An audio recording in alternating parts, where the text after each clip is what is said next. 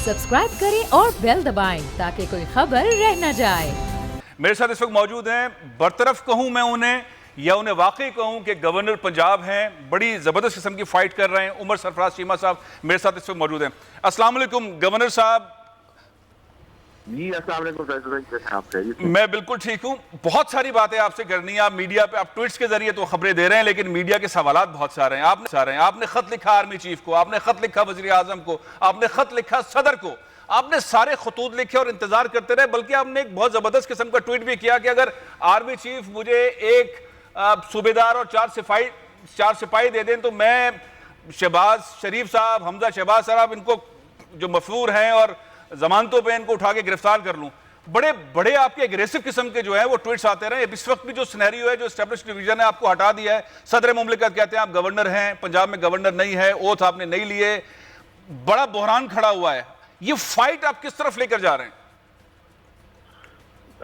शुक्रिया फैसल भाई, आपने जैसा कहा कि मेरे वाले जो इशू है वो बिल्कुल, या सीएम पंजाब जो कॉन्स्टिट्यूशनल सीएम पंजाब है, ये बिल्कुल वही सिचुएशन है। 2007 के अंदर एक आईनी चीफ जस्टिस को गैर आईनी तौर पे डिक्टेटर ने हटाया था, और आज की एक सिविलियन डिक्टेटरशिप जो है वो बिल्कुल आईन और कानून की धज्जियां उड़ाते हुए सिविल सर्वेंट्स को अपना जाती मुलाजिम के तौर पर ट्रीट करते हुए, जिस तरह पंजाब के अंदर जो हो रहा है, ये कॉन्स्टिट्यूशनल इम्पास, पॉलिटिकल क्राइसिस है। मैं तो as a constitutional head of the province, मेरी ऐसी कोई फोर्स नहीं कि जाके मैं जो है वो कब्जा खाली करा सकता सीएम ऑफिस का, और जो वसाइल के ऊपर जिस तरह से इन्होंने जाली इलेक्शन और जाली सारा, क्योंकि मैं बार बार कह रहा हूँ कि जब सीएम चीफ मिनिस्टर का ऑफिस कॉन्स्टिट्यूशनली खाली ही नहीं हुआ तो फिर उसके ऊपर जो है ये सारी जो अदालत से झूठ बोल के, अदालत को धोखे में रख के, जो अदालत से ये सारी legal proceeding Lahore high court से इन्होंने करवा के, वो तो जाहिर है अदालत ने तो उसी पे फैसला करना है जो शवाहिद या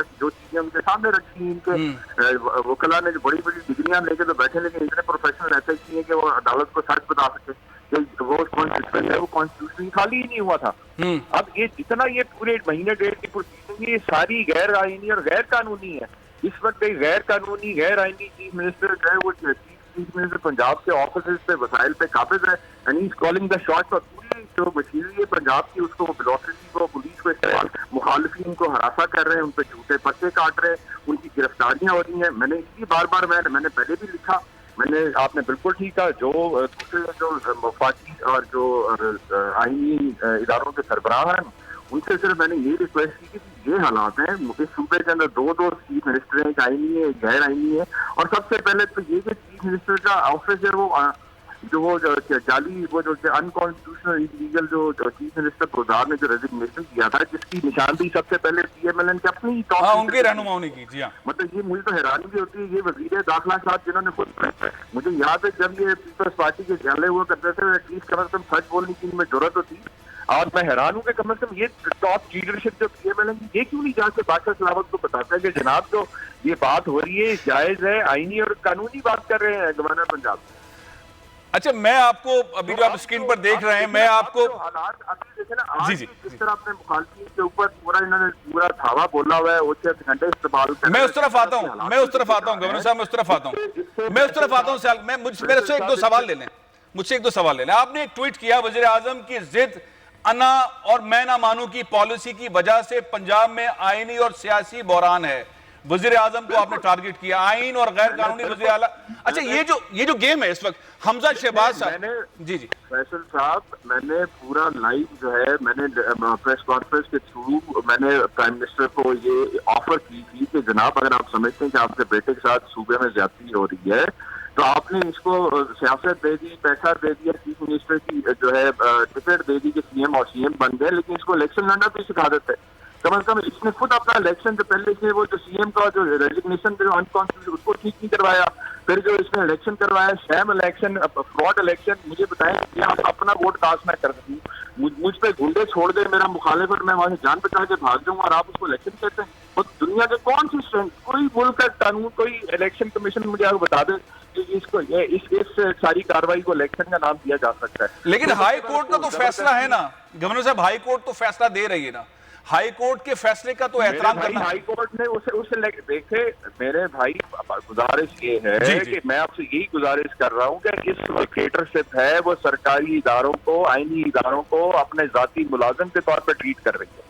और अदलिया को इन्होंने झूठ बोला, अदलिया के सामने बताया क्यों नहीं इनके इन्होंने, मुझे आप उठा के देखें पिटीशन, उसमें इन्होंने कहा कि सीएम का ऑफिस जो है वो कॉन्स्टिट्यूशनली इन्होंने प्रिटेंड किया है, इन्होंने अदालत को ये तासुर दिया है कि जी सीएम का ऑफिस खाली हो गया कॉन्स्टिट्यूशनली, लिहाजा आप इलेक्शन का जो है ना ऑर्डर फौरी तौर पर जारी कर दें। उन्होंने जाहिर है अदलिया के सामने जो इन्होंने हकायक पेश करने थे उसके ऊपर ही उन्होंने फैसला देना था, जबकि हकीकत ये है कि इनकी अपनी लीडरशिप ने पॉइंट आउट किया था कि सीएम का जो रेजिग्नेशन है वो गैर आईनी है और वो इलीगल है, और एक्चुअली भी यही हुआ। जब अच्छा गवर्नर साहब, आपकी गुफ्तगू और आपका एक ट्वीट, एक आपका ट्वीट पढ़ के बताता हूं। अपनी बाकायदा रिपोर्ट दी है। आपने ट्वीट किया 13 मई को, आपने ट्वीट किया 13, कहते हैं कि मैं अदलिया का दिल से एहतराम करता हूं।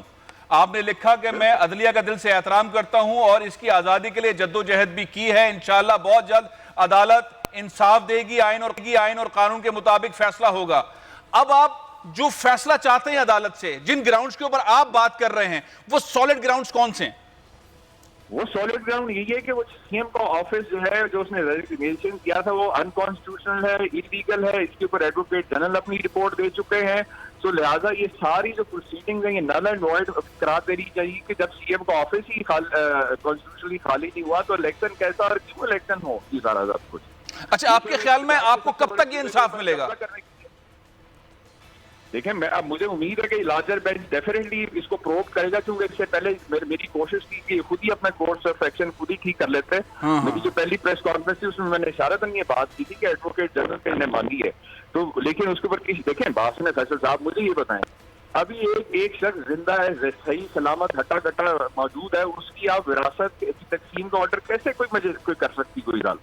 ये ऐसे ही है जैसे ये मैंने आपसे कहा विरासत की तकसीम, इसी तरह क्योंकि सीएम का ऑफिस जब कॉन्स्टिट्यूशनली खाली नहीं हुआ तो आप उसके इलेक्शन के ऑर्डर या प्रोसीडिंग कैसे उस पर ऑर्डर किए जा सकते हैं?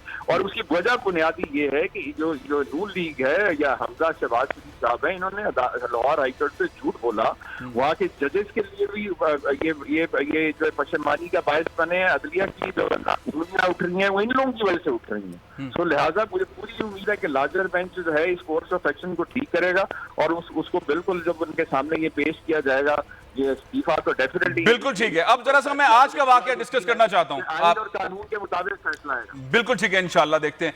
ये बताइए कि आज जो सियालकोट में हुआ, पीटीआई के आप बुनियादी कारकुन हैं, 25-26 साल से इमरान खान के साथ हैं, आपको ये तवक्को थी, आप ये देख रहे थे कि यहाँ पर पीटीआई पे हमले होंगे, पुलिस इस्तेमाल होगी, कोई ना कोई बहाना निकलेगा, आपके लोगों को गिरफ्तार किया जाएगा? ये सियालकोट का मंजरनामा है क्या, हुआ क्या है? गुजारिश ये फैसल साहब, मैं आप पिछले 1 महीने से अगर आप देखें तो मैं तो बार बार ये कह रहा हूँ कि ये गैर आईनी, गैर कानूनी, जाली तरीके से जिसको जो है ओथ दिलवा के जिसको चीफ मिनिस्टर बना के इस वक्त काबिज है चीफ मिनिस्टर के ऑफिस पे वसाइल पे, वो शख्स वो सरकारी मशीनरी को अपना जाती जो है गुलामों की तरह इस्तेमाल कर रहा है। और ये सारा कुछ जो हो रहा है ये क्या हो रहा है? मुखालफिन को पहले नामूस रसालत जैसे संगीन पर्चे काटे गए, उनको घरों से उठाया जा रहा है, उनको हरासा किया जा रहा है। ये कौन सी जमहूरियत है? ये जमहूरियत का दागदार कर रहे हैं और इनका असल मकसद ये है कि जमहूरियत डी रेल हो और इनको किसी तरीके से माजी में जिस तरह इनको एनआरओ मिलते हैं, इनको एनआरओ मिले, इनको आए, इनको जहाज में बिठा के फिर लंदन जगह ले जाए और यहाँ गरीब अवाम जो है वो बैठी तमाशा मतलब जा रहे थी तमाशा देखते रहे और कौम जो है वो भुगतती रहे। आपके सामने पिछले 10-15 दिन में डॉलर कहाँ चला गया, महंगाई किस तरफ चली गई, उसको कोई बात नहीं कर रहा। मैं तो इस चीज पे हैरान हूँ कि वो जो मीडिया जो सुबह शाम दुआई दे रहा होता था जो वो मीडिया खामोश है। सब्सक्राइब करें और बेल दबाएं ताकि कोई खबर रह न जाए।